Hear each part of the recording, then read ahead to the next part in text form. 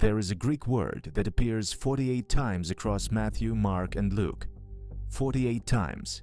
And in the Gospel of John, it appears exactly 0 times. That is not a coincidence. That is not an oversight. That is not because John had different sources or a worse memory than the other 3. That absence is a statement, the most important theological statement John ever made, hidden not in what he wrote, but in what he chose never to write. And when you understand what that word means, and why John refused to use it, you will never read any of the 4 Gospels the same way again. You know the stories: the Prodigal Son, the Good Samaritan, the mustard seed, the lost sheep, the 10 virgins, the sower who went out to sow, and whose seed fell on 4 different kinds of ground. These are the stories that build the world's understanding of Jesus, quoted in funerals and novels and films, taught to children before they can read, the foundation of 2,000 years of sermons. Every single one of them comes from Matthew, Mark, or Luke. Not one of them comes from John. John was there. He sat beside Jesus through the same hillsides, the same crowds, the same long evenings by the lake. He heard everything the other 3 heard. And then he sat down, decades later, and chose not to use a single parable. For centuries, scholars called this an anomaly, a curiosity, a feature of John's distinctive style. But there is something else hidden inside that absence, something that does not appear when you read John in English, because English has no way to show you what John actually did, the word the other 3 used, the word John refused. That word is where everything begins, and here is where it gets extraordinary. He was the youngest. That is the detail most people forget.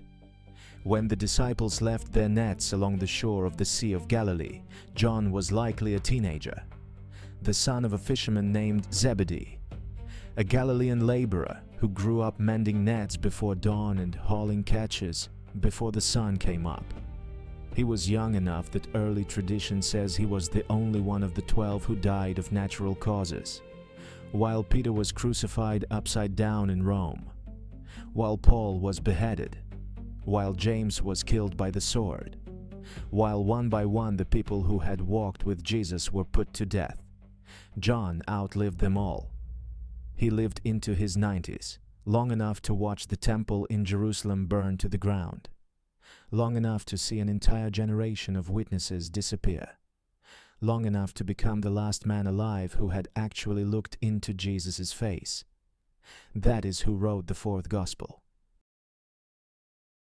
Not a young man capturing a fresh memory. An old man looking back across 60 years, across wars and martyrdoms and schisms in the early church, and deciding what the final account would say. Most scholars today place the Gospel of John somewhere between 85 and 100 AD. Mark had already been written for 20 years, Matthew and Luke for at least 10. John had access to those traditions. He knew what the other 3 had recorded. And he made different choices. Matthew wrote for Jewish Christians who needed to see Jesus as the fulfillment of Israel's law and prophecy. Mark wrote fast, urgently, almost breathlessly, for a Roman audience that needed the story told with power and speed. Luke wrote for educated Gentile readers who had never held a Torah scroll in their lives. John wrote for a community in crisis. By the time John composed his account, Jewish Christian communities were being expelled from their synagogues. The Greek word for this, aposynagogos, appears in the entire New Testament exactly 3 times. All 3 of them are in John. It is a word that had to be invented because the thing it described had never needed a name before. John's audience was not a community settling in. It was a community being pushed out into a world that spoke Greek, a world of philosophers and competing schools and mystery religions, a world where claims about a Galilean rabbi's identity needed to hold up not just against Torah scholarship, but against Platonic philosophy, against the full weight of Hellenistic intellectual culture. That world had very little patience for riddles and stories. But here is something most people never consider. There was another community in first century Judaism, one that had broken from the mainstream long before John was born, that spoke in exactly the kind of language John would eventually choose. A community that had walked away from Jerusalem, gone into the desert, and built its own way of reading and revealing sacred truth. Their texts were buried in a cave near the Dead Sea for 2,000 years. And what those texts tell us about how John made his choices, that is the part that changes everything. In the winter of 1946 or 1947, the exact date is still debated, a Bedouin shepherd named Muhammad ed-Dib was searching for a lost goat in the limestone cliffs above the Dead Sea. He threw a rock into a cave to hear what was inside. He heard something break. What broke were ceramic jars. Inside them, ancient scrolls. The site was Qumran. The scrolls would eventually be identified as the library of a Jewish sect that had lived in that desert community between roughly 150 BC and 68 AD, the same centuries that produced John the Baptist, Jesus of Nazareth, and the earliest Christian communities. The Israel Antiquities Authority now holds the bulk of the collection, more than 900 manuscripts, fragments of every book of the Hebrew Bible except Esther, and dozens of texts that had never been seen before. Scholars quickly noticed something remarkable. The language of the Dead Sea Scrolls sounded like John, not like Matthew, not like Mark, not like Luke, like John. The same sharp dualism, light against darkness, truth against lies, children of light against children of darkness. These phrases appear almost nowhere in the synoptic tradition. They are everywhere in John, and they are everywhere in the scrolls from Qumran. The community rule, the scroll catalogued as 1 Qs, opens with the call to love the sons of light and hate the sons of darkness. The document scholars call the Manual of Discipline describes all of human history as a battle between the spirit of truth and the spirit of falsehood. These are not distant cousins of John's vocabulary. They are first-degree relatives. This does not mean John was a member of the Qumran community, or that he copied their texts directly. Raymond Brown, in his landmark Anchor Bible Commentary on John, one of the most important works of 20th century biblical scholarship, was careful to say the connection is one of shared tradition, a common well of Jewish apocalyptic thought that both communities drew from. But here is what matters for the question we are asking today. The Qumran community had a specific method for handling sacred texts. They called it pesher. The word in Hebrew is pesher, meaning interpretation, solution. When a Qumran scholar encountered a prophetic text, he did not tell a story alongside it to illuminate it indirectly. He decoded it directly. The prophet wrote this, and it means that. The mystery is now solved. The fulfillment is here. This is the opposite of how a parable works. A parable invites you to cross a bridge yourself. A pesher says, the bridge has already been crossed. We are on the other side. We will now tell you plainly what the words mean, because the time for hiding has passed. When you read John alongside the Qumran scrolls, something becomes visible that you cannot unsee. Both communities believed they were living at the turn of the ages. Both believed the era of indirect language was ending. Both believed that the time for stories placed alongside reality had passed, and the time for direct declaration had arrived. The Qumran community believed they were in the final days. John believed the final days had a face and a name. But to see exactly what John believed, and why that belief made parables not just unnecessary but impossible, we have to look at the specific word the other three used 48 times. The word John refused to use once, and then the word John used instead. That is the setup. Now comes the discovery.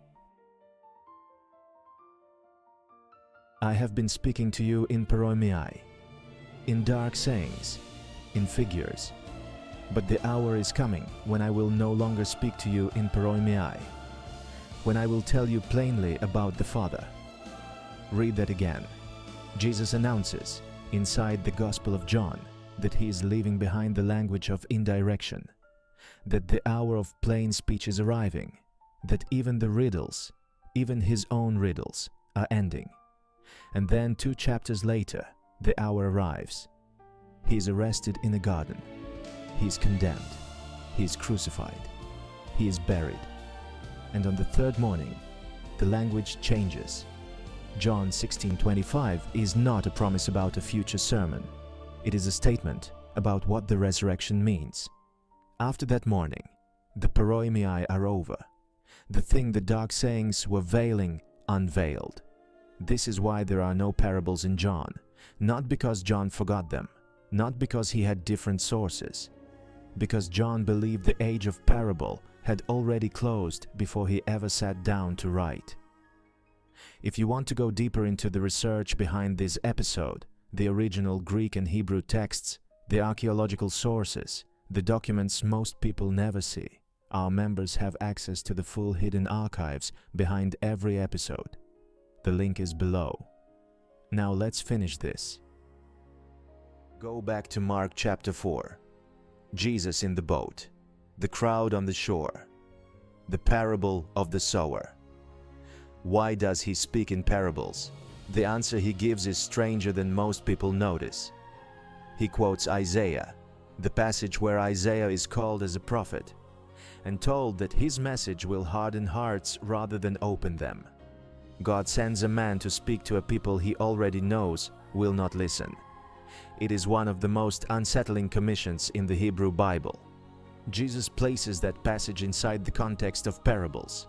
He is saying, this is what parables do. They reveal to those who can receive, and they conceal from those who cannot. They are not dumbing the message down. They are calibrating the revelation to the moment. The kingdom is approaching, but it is still approaching. Seeds are planted before harvests come. Stories are told before mysteries are opened. You speak in parable when the thing you are describing has not yet fully arrived. Now look at the opening line of John's Gospel. Not a parable, not a story, not the kingdom of God is like something you know. In the beginning was the Word, and the Word was with God, and the Word was God. John does not place something alongside the truth. He announces the truth directly, because in John's framework, the moment of arrival had already happened. In the synoptics, Jesus points forward. The kingdom is like a mustard seed, small now, but watch what it becomes. It is like leaven hidden in dough, invisible now, transforming everything from the inside. In John, Jesus does not point forward. He points to himself. I am the bread of life. I am the light of the world. I am the resurrection and the life. Before Abraham was, I am. That last phrase is not a statement of continuity. Eimi, I am. It is the name spoken at the burning bush in Exodus chapter 3, handed to Moses when he asked God what to call him. Ehyeh asher ehyeh, I am who I am. The name that is not a name but a declaration of existence itself. Jesus does not say, I am like the resurrection. He says, I am the resurrection. There is no alongside. There is no comparison. The thing the comparisons were reaching toward is speaking. And John knew it. This is why the parable disappeared. Not as an editorial choice, not as a stylistic preference, as a theological statement about what stage of history had arrived. A parable is what you say when the thing you are describing is not yet fully present. You reach for a shape that resembles it. You invite the listener to make the crossing. But John believed the crossing had been made, not by the listener, by the Word, by the one who entered flesh in a stable in Bethlehem, who wept at a tomb in Bethany, who said to a woman at a well, I am he. When the light is in the room, you do not need shadows to describe it. You open your eyes. There is a Greek word that appears 48 times across Matthew, Mark, and Luke, 0 times in John. John did not lose the parables. He set them down, not from ignorance, not from different sources, but because he believed the age of parable was already over by the time he began to write. Because he believed the thing the parables had been pointing at, the thing they were throwing alongside reality to illuminate, had crossed the threshold and stepped inside. The synoptics give us a Jesus who speaks in shadows because the light is still approaching. John gives us the light. That is not a small editorial difference. It is a complete reorientation of what the Gospels are doing. Matthew, Mark, and Luke are maps, accurate, true, essential, but maps nonetheless, pointing towards something not yet reached. John is standing in the territory. You can spend your whole life reading the map, and the map will not mislead you. But at some point you lift your eyes from the page and realize you are already standing in the place it was describing. That is what John believed had happened. That is what he was trying to say, in every discourse, in every sign, in every eimi, by choosing a different word. This video was made possible by you. Every episode takes many hours of research, digging through archaeological records, ancient manuscripts, and sources most people never see. If you want to support this work and go deeper, you can join the hidden archives on our membership page. Members get access to the full research behind every episode, the sources, the original texts, the details that don't fit in a 20-minute video. It is the unseen layer beneath the unseen Bible. But please, don't feel obligated. Watching this video, leaving a comment, sharing it with someone, that already matters more than you know. We are grateful you are here. Next episode, John chapter 10, the passage most people know as the Good Shepherd. But there is a word in the opening line of that passage that you now recognize. Paroimia, the dark saying, the roadside riddle, and what Jesus hides inside that riddle, inside the language of shepherds and sheep and a gate, has been sitting in plain sight for 2,000 years. But in the Greek text of John 10, the word Jesus uses for that gate is not the word you expect. It changes. Who gets through? That is next.